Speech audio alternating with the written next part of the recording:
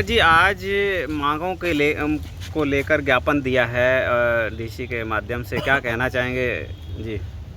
देखिए, सर्वप्रथम आपके चैनल का धन्यवाद करता हूं, जो आज आप यहां आए हैं हमारे रिटायर्ड कर्मचारी संघ के आंदोलन कवरेज करने के लिए।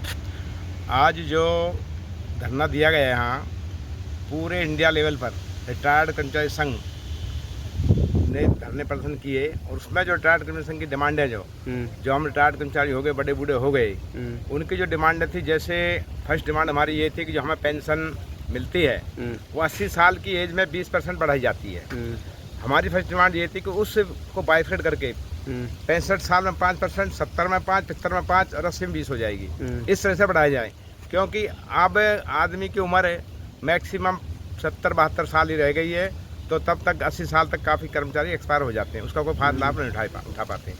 दूसरा, हमारी जो कॉम्पिटिशन पेंशन थी, जो हमें रिटायरमेंट के टाइम में हम लेते हैं एडवांस से, उसकी जो कटौती है सरकार 15 साल में करती है, जबकि ब्याज रेट कम है, तो उसकी जो म्याद पूरी हो जाती है 10 साल 8 महीने में। तो हमने कहा भाई इसको 10 साल 8 महीने काट दी जाए, लेकिन सरकार इस पर वो अभी कोई कार्रवाई नहीं कर रही है।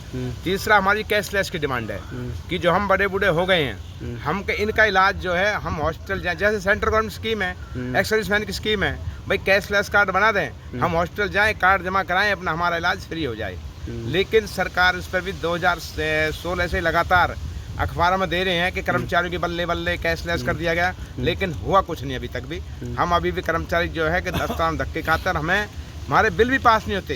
कई बार जैसे पैरालाइज वगैरह की है, ब्रेन हेमरेज वगैरह बीमारी हो जाती है, तो उसमें करीब बिल बन जाते हैं 80-80 लाख रुपए बिल बन जाते हैं। उसमें डिपार्टमेंट में जाते हैं पास कराने के लिए, तो 15% तक कमीशन लेते हैं पास करने के लिए उनको।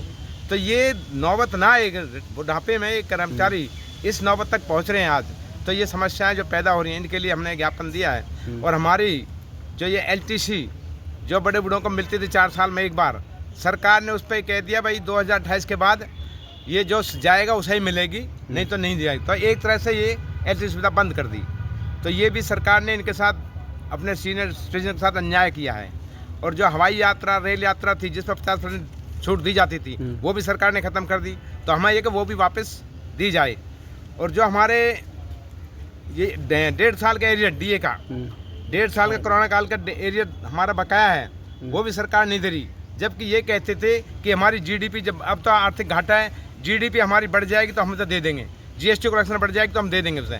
अब GST कलेक्शन बढ़ने के बाद भी वो एरिया नहीं दिया जा रहा अभी तक। तो ये हमारी जो डिमांड है, हमारे जो पेंशनर हैं, हमारे एक्सपायर होने के बाद हमारी फैमिली पेंशन है, फैमिली पेंशनर जो हैं उनको भी LTC की सुविधा देनी थी, लेकिन अब सरकार ने हमारी बंद कर दी। तो हमारी डिमांड तो ऑटोमेटिक खत्म कर दी सरकार ने।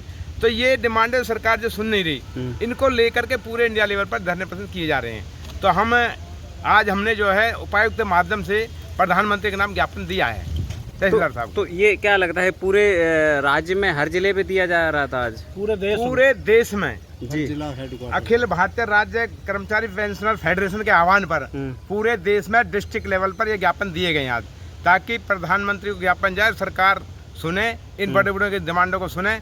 और जब सरकार मतलब अखबारों में, सोशल मीडिया पर घोषणाएं करती है 70 साल के बुजुर्गों को आयुष्मान में इलाज हो जाएगा, सिर्फ कहने का इलाज नहीं होता। अब जैसे कर्मचारी की कैशलेस की बात है, उसमें 6 बीमारी ऐसी हैं जो सरकार ने कैशलेस रहेगा। ब्रेन हेमरेज है, एक्सीडेंट है, लास्ट स्टेज कैंसर है, मतलब ये रोड एक्सीडेंट है, इलेक्ट्रो एक्सीडेंट है। तो इसमें तो आदमी मरने के चांसेस ज़्यादा हैं, बचने के कम है, वो कैशलेस है। और उसमें भी हमें जाते हैं ना हॉस्पिटल में, तो 20% जमा करा लेते हैं पहले, तब वो होते हैं। वो भी एक बार इलाज होगा, दोबारा अगर एक्सीडेंट होगा तो नहीं करेंगे वो। तो ये जो भेदभाव सरकार कर रही है, सरकार के जो नुमाइंदे हैं, MLA MPs हैं, उनको तो सारी सुविधाएं हैं, लेकिन जो कर्मचारी जिसने 35 साल 40 साल अपनी सेवा करी है, एक सेवा ही होती है, ड्यूटी करते हैं जो, उनको कोई सुविधा नहीं दी जाए, उनमें कटौती कर रही है सरकार। और इस पेंशन को भी सरकार 2003 के बाद तो बंद है ही है। और अभी भी इसमें सरकार चाहती है कि जो पेंशनर तो भाई मरते ही नहीं है तो जीत रहे हैं, तो इसको भी एक एज फिक्स करने की सरकार सोच रही है कि 70 साल फिक्स कर दें, उसके बाद पेंशन बंद। तो मतलब बुढ़ापे में ये है कि इनका गला घोटने को सरकार कर रही है। 70 साल बाद कुछ खाएगा नहीं व्यक्ति, तो वही तो कह रहे हैं, सरकार ये चाहती है, तो इनका गुजारा कैसे होगा? नहीं सरकार, चलो आपकी बात मान लिया, ये कार्रवाई हो जाएगी कि सरकार जो है भाई सारे मांग पत्र पर गौर करेगी, बुजुर्गों का बड़ा सम्मान करती है। कैसे बोल रही ना, बुजुर्ग या धूप में बैठे हैं, अगर सम्मान करती आज तक बातचीत करने की मतलब तकलीफ नहीं उठाई सरकार ने। तो इसलिए सरकार आज मेमोरेंडम दिया है, सरकार के पास पहुंचा रहे हैं और पूरे देश में पहुंचा रहे हैं। मेमोरेंडम प्लान ही आ गया क्या ये? हाँ, डर नहीं भी रहे, मतलब ये क्या तो उनको और तेज होगा, आगे बढ़ेगा और सरकार को बातों को सुनना पड़ेगा। तो क्या लगता है ये सरकार आपकी बात सुन पाएगी? तानाशाही सरकार। हमारी जो एज का जो मैटर है जी कि सरकार हमको 80 की उम्र पर होने के बाद में बेसिक पेंशन में 20% की बढ़ोतरी करती है। जी हम चाहते हैं कि उसको बाइफरकेट करके 65 की उम्र में 60 में, कहीं 60 में मतलब होते हैं, हम हरियाणा में तो 58 में रिटायर होते हैं, 65 में 10%, 70 में 75 जो है 15%, और इस तरह से करते करते ये मतलब 80 पर 20% हो जाती है। हम कहते हैं इसको 65 से देना शुरू कर दीजिए, 65 में 5% बढ़ा दीजिए, 70 में और 5% बढ़ा दीजिए, 75 में और 5% बढ़ाइए, 15 हो जाएगा, 20 में मतलब 80 में 20 आप दे ही रहे हैं। हालांकि आंकड़े ये बताते हैं कि मुश्किल से 4%, हार्डली 4% भी कई बार तो होते नहीं, 4% मतलब इसका फ़ायदा ले पाते हैं। और उससे पहले जो है ना, क्योंकि औसत उम्र अब जो है 70 के करीब रह गई है, तो उसमें से काफ़ी साथी निकल लेते हैं, उनको फ़ायदा नहीं होता। तो हम कहते हैं कि इसको बाइफरकेट करके दिया जाए। दूसरा ये है कि कई स्टेटों ने, जिसमें 4 स्टेट ये हैं, दक्षिण की स्टेट हैं, उन्होंने जो कोरोना टाइम का एरियर है 18 महीने का, वो सरकार उस टाइम कहती थी कि भाई हमारे अब सारी जो है ना आर्थिक गतिविधियां बंद हैं और जो जीएसटी कलेक्शन है वो नहीं हो रहा। जब भी जीएसटी कलेक्शन होगा और ये मतलब गतिविधि खुलेंगी कोरोना के बाद में, उस टाइम जो है ना हम आपको रिलीज़ कर देंगे। लेकिन आज तक भी वो मांग बराबर खड़ी हुई है हमारी। तो वो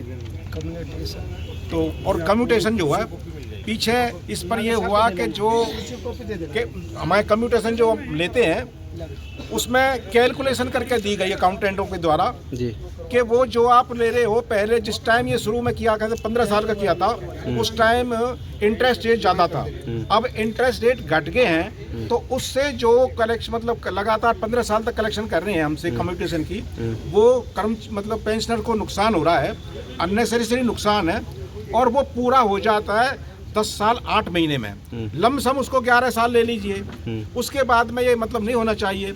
लेकिन सरकार ने जो है ना पहले कर दिया, स्टे कर दिया उस पर। जब कैलकुलेशन से सेटिस्फाई होगी सरकार तो वो कर दिया, कोर्ट ने कर दिया, स्टे कर दिया। फिर सरकार ने दबाव डाला कोर्ट पर और वो स्टे वैकेट कर दिया। उसमें 3-4 महीने का जो मतलब बंद किया था वो भी वापस ले लिया जी। तो ये मतलब सरकार से मांग कर रहे हैं। अभी अधिकारी महोदय जी चले गए हैं, वो जो कह रहे थे। देखो अधिकारी की जो बात है ना, वो तो हस्तिनापुर से बंधे हुए हैं। भाषण थे सौगंध मिट्टी खाते देश को नहीं बिगड़ने देगा। आज देश बिक रहा है। देश किस चीज का नाम है? ये सारे पीएसयू पब्लिक सेक्टर अंडरटेकिंग्स जनता के खून पसीने से खड़े हुए हैं। ये सरकारी विभाग हैं, जिंदगी दांव पर लगा दी, आज उनको सबको बेच रहे हैं। और ये जो ध्यान ना जाए, इससे जो है, हाँ जी आ जाओ, आ जाओ जी, आ जाओ, हाँ जी आओ। सर इस एज में ये जो बुजुर्ग हैं, पिता समान हैं, और ये ज्ञापन दे रहे हैं अपनी मांगों को लेकर, क्या कहना चाहेंगे आप जी? सबसे पहले तो मेरी सभी को बुजुर्गों को नमस्कार जी सादर आमंत्रित है। जी जो भी इनकी मांगे है सरकार को आज ही उचित माध्यम से सरकार के पास भेज दी जाएगी और उम्मीद करता हूं कि सरकार इस पर जरूर संज्ञान ले। तो क्या लगता है कि सर ये जो कब तक हो जाएंगी? वैसे आप तो भेज देंगे, लेकिन क्या लगता है सरकार की नीति? सरकार हमारे बुजुर्गों का सम्मान करती है, सम्मान करती रहेगी जी। ये हमारी सरकार की प्राथमिकता है। एक दिन इसी लाइन में कुछ समय बाद आपको भी खड़ा होना पड़ेगा, सभी को आना है तो इस लाइन में तो जी, ये तो प्रकृति का नियम है, सबको आना है। मुझे नहीं लगता कि कहीं सरकार सही नीति में काम कर रही है। तो अगर सही नीयत में काम कर रही होती तो इनको सरकार ज्ञापन सही नहीं नीयत में मांगना काम पड़ता कर रही जी। है, इनके ज्ञापन पर जरूर कार्रवाई करेगी, ये मेरी उम्मीद है। उम्मीद है। क्या चलिए, लिखा है इस ज्ञापन में? क्या ऊपर में तो आप लोगों ने पढ़ा होगा, लेकिन वैसे बता दो। हाँ, बता दो। आप बता दो नहीं, क्या इसमें है। जो भी कुछ है उस पर सरकार कह रहे हैं साहब